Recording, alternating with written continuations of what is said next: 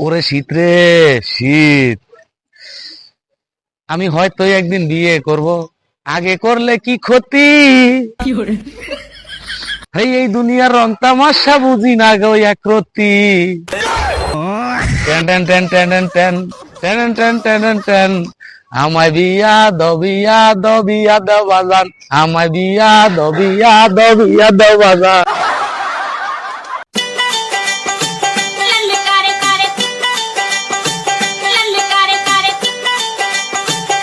আসসালামু আলাইকুম। ওয়ালাইকুম সালাম। ঘটক সাহেব, এই শীতের ভিতরে যে আমি একা থাকতেছি, আমার বাবা তো চোখে দেখে না, আপনি তো বিভিন্ন জায়গায় যান, মেয়ে দেখেন, আমার জন্য কি একটা বিয়ে শাদীর ব্যবস্থা করা যায় না? হ্যাঁ, অবশ্যই যায় আপনার জন্য। এইটা যে ফরজ, এইটা আমার বাবার নাই কোনো গরজ। আপনি আমার বাবাকে একটু বুঝিয়ে বলেন, এই শীতে যদি বউ ছাড়া রাতে একা ঘুমাতে হয়, তাহলে আর বিয়ে করব কোন সময়? আর বিয়ে দিয়ে করবোটা কি?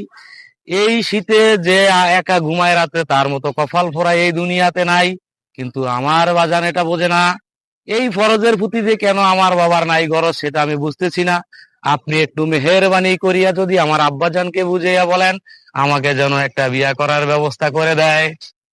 যে আমি অবশ্যই আপনার বাবাকে বলবো। আমি আপনার কাছে চিরকৃতজ্ঞ থাকিব, আপনি আমার এই উপকারটুকু করেন। অবশ্যই, এটা তো এতে আমার আপনার ন্যাক দায়িত্ব। আমলও হবে। এটা কিন্তু ফরজ কাম, মনে রাখবেন। এটা আমার দায়িত্ব, আমি আজকেই কথা বলবো। আমার জন্য একটা রাবা মুরগি টুরকির ব্যবস্থা কিন্তু রাখতে হবে, সেটা ঠিক আছে ঘটক সাহেব, আপনার যা প্রাপ্য, আপনার যা চাহিদা তা তো দেবই। তারপর আপনাকে আমি বলতেছি, শ্বশুর বাড়িতে আপনাকে নিয়ে প্রথম আমি যাব। যেখানে ভালো মন্দ পাকশাক হবে সবকিছুতে আপনাকে শেয়ার দিব।